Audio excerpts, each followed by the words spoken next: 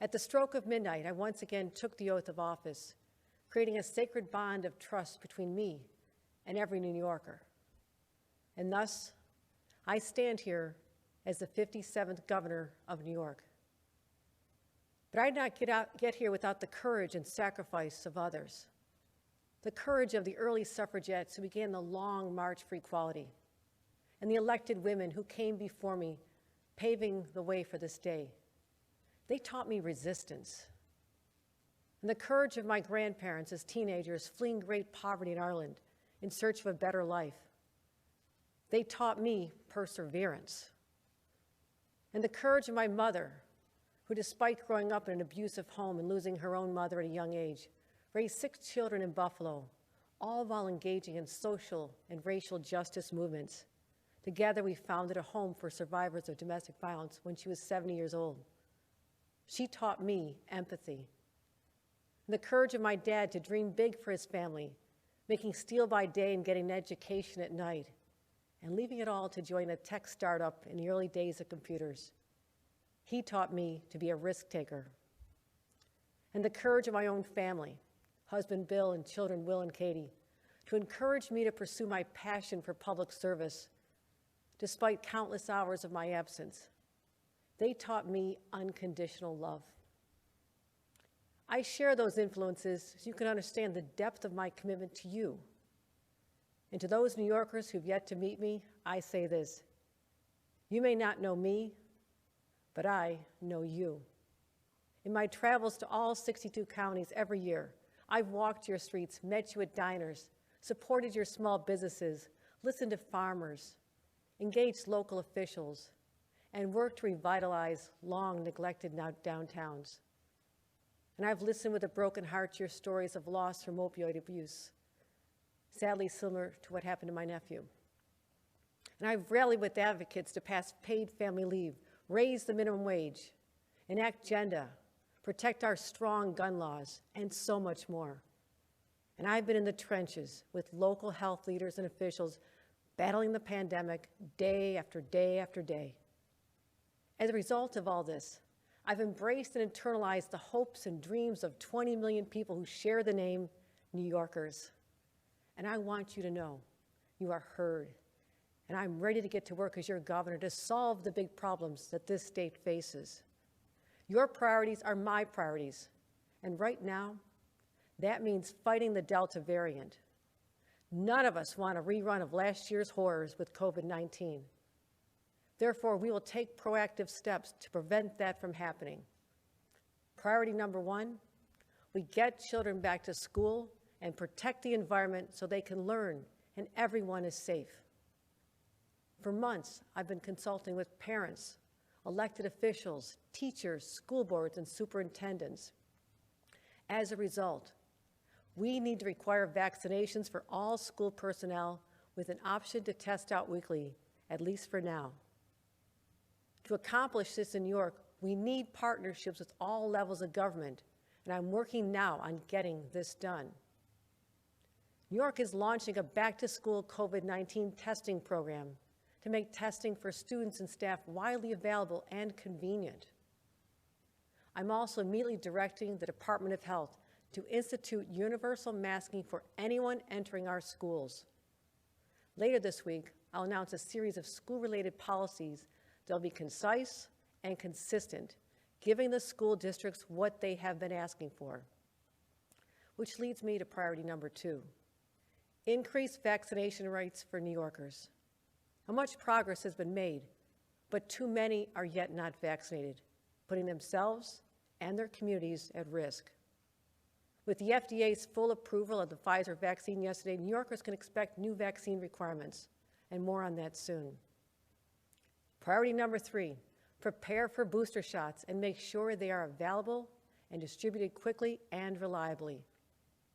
When I consulted with Dr. Fauci last week, we discussed the urgent need to ensure vaccinated individuals receive a booster dose at 8 months.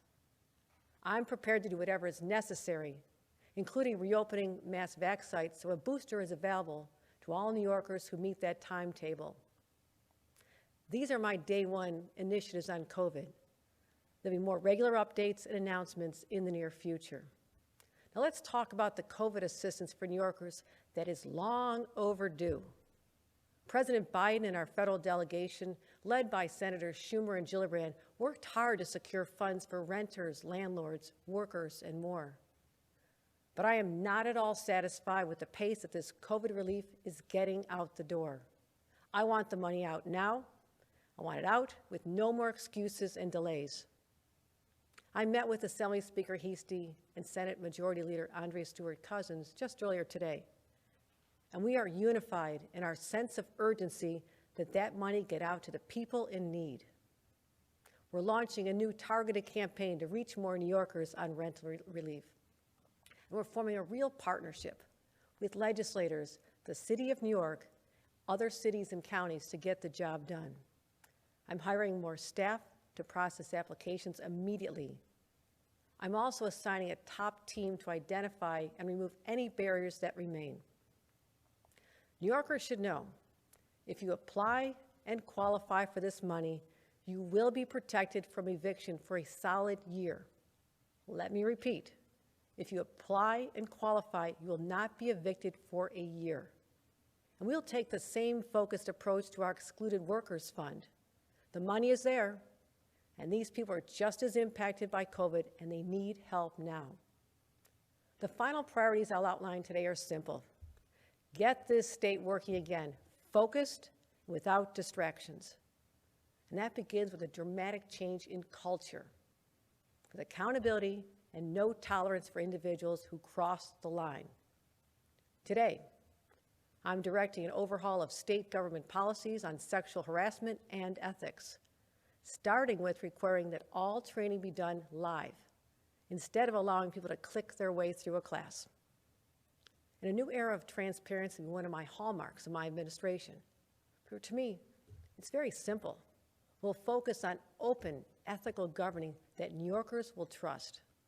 I will direct state entities to review their compliance with state transparency laws and provide a public report on their findings. I've instructed my counsel to come up with an expedited process to fulfill all FOIL requests as fast as possible and post the completed requests publicly online. I'll sign an executive order requiring ethics training for every employee of New York State government, which shockingly is not required across the board. To recap, these are the highest priorities of my administration in its first days: combating Delta, getting direct aid to New Yorkers more quickly, and beginning to change the culture in Albany. To achieve all this, and so much more, we must and will work together.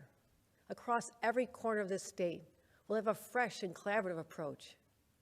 I've already reached out my hand in friendship to many elected officials who too are eager for a new relationship with the state.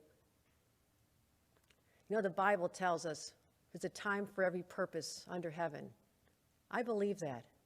I believe that with every fiber of my body, that this is our time to escape the oppression of a deadly virus and make our schools and workplaces safe to return. It's our time to build trust between communities and law enforcement, invest in mental health resources, and address the root problems of crime and keep our residents and children safe.